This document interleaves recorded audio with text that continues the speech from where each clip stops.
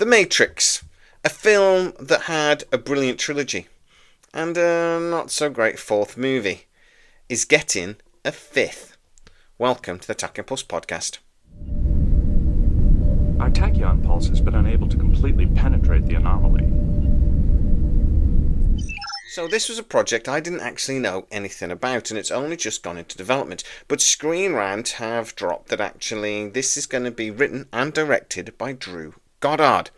Now, I'm going to come back to Drew in a second, because actually in the article it also talked about the Necromancer series that has been picked up by Apple Plus. Now, we talked about this first on Scitrek, our sister channel, a little over 2 years ago, and we were really excited about it. This project, the Necromancer, is really what, in lots of ways, inspired The Matrix. So, in the article it was sort of saying, we don't really need a Matrix 5, do we? What can it add to the franchise? But we do want Necromancer. Now, Necromancer will be an incredibly difficult TV show to make. If you've ever read the stories, you'll know where I'm coming from. But this is a channel and a production team, etc., that have taken on some of the most difficult novels and, put their own twist on it. And, I'm thinking about the Foundation, really. Changed an awful lot that was in the books to make it manageable for a TV series, and I feel they may have to do the same. But I would argue the result was very, very good. And I'm hoping they can do the same with Necromancer. But Keanu Reeves doing The Matrix 5. Is that something we need? Well, I'm one of those rare people that actually has nothing bad to say about the first Matrix trilogy. I actually loved all three. Now, don't get me wrong, they're not as good as the first movie. But the first movie is iconic. It's like Predator or something, or Die Hard. It's very, very rare for these films to come along. And when they do, they're inevitably going to get sequels that are going to be compared to them. And I would argue, actually, a lot of the time unfairly. Die Hard 2, standalone movie, is a good film. Alright, it's not Die Hard, but comparing it to Die Hard is unfair, because that's iconic. The same with the Predator sequel. It gets compared to the first one rather than actually judging it on its own. For me, the Matrix movies and the sequels was kind of similar. Standalone movies, I thought they were excellent, really, really well made, and they basically just kept adding on to the mystery, etc. of the first movie. But they're not as good as the first one. I'm not going to pretend they are. But the first one was iconic, as I say. So it's not really fair to judge them. But as a trilogy, I thought they were excellent. The fourth movie, not so much. Now, I was really, really excited about it when I first started seeing the early stuff about it, the trailers, etc. And at the time, I had a couple of people I got to speak to that were sort of telling me about it back in 2021. I was very excited to see Neil Patrick Harris was in it because he's an actor I just adore. But in honesty, his villain didn't work. And there were elements to the movie that, for one, didn't really, I think, work with the rest of the trilogy. I thought they tried to sort of add to the mythology, but they failed. And I think there were really big elements of the movie that were just not well done. The whole battle sequence when he's on the motorbike and they do that sort of like when everyone just turns and they all just like go on him. Okay, visually it was amazing, but it didn't really 100% make sense. The whole thing of where they tried to add to the bullet time as well, when Neil Patrick Harris could slow time right down so Neo couldn't sort of punch him, etc.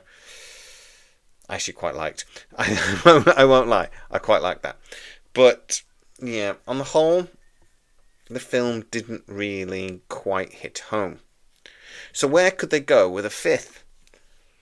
I really don't see where they're going to go with it, if I'm honest. Now, Drew Goddard is writing and directing this, and he has done some brilliant work over the years. He is very heavily involved in Project Hail Mary, which is another novel that I've read, I loved. I can't see how they're going to make that into, I think it's a TV series. I'm going to have to go double check that. I don't see how they're going to do that, but I can't wait to see what they do. He was very heavily involved in the Daredevil over on Netflix series. He executive produced, he did a load of the development work. That series was excellent. He was involved in Loss. He did the screenplay for Martian, which is a movie I adore. He was very heavily involved with Buffy and Angel. He wrote Cloverfield, to name just a few. He's got several projects coming now. Now, he hasn't done a great deal of directing over the years, but what he's done has been interesting. I think Cabin in the Woods was probably the most interesting for me. I just thought that was beautifully put together. So, brilliant writer. Not got a lot of experience directing, but it's interesting that he's going to be doing this. I think he's a very clever writer. I think he knows how to mould a story and keep it relatively simple while still being really interesting. So yeah, I think he's a good choice. But this is going to bring me to a big point. If Keanu Reeves was going to do a sequel, I want him to do Constantine. Now, there have been heavy rumours about it, and it looks like it is going to happen. But even with studios talking about it, it still seems less than convincing that it might. Keanu Reeves says they've got a brilliant idea how to bring it back, and he's really excited to make it happen. It's a project that he's been desperate to get done for years, and I genuinely don't believe how an actor with Keanu Reeves' influence in Hollywood can't get a film made that he wants to get done. Constantine, for me, was brilliant. I adore that movie. I love everything about it. I do quite like those occult type of movies, or, where there's angels and demons and stuff in them anyway, but that might be one of my favourites. Adapted from a comic book, obviously, is never always the surefire sign of a hit. But I thought Keanu Reeves did an amazing job in that. And I can't wait for the sequel, if it happens. But The Matrix, I just feel that it doesn't need it.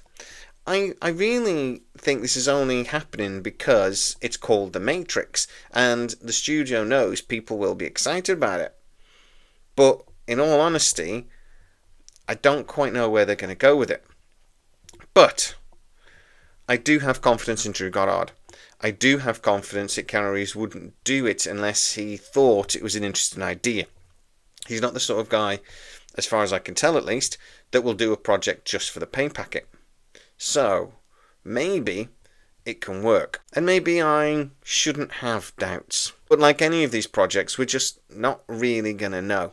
We have to wait and see. And I'm absolutely certain, though, we will be seeing lots of YouTube videos in the next year or so telling us why The Matrix 5 will be a load of rubbish. Let's wait and see, eh? But guys, get into the comments to what you think. If it was a throw-up between The Matrix 5 and Constantine 2, which would you prefer to see?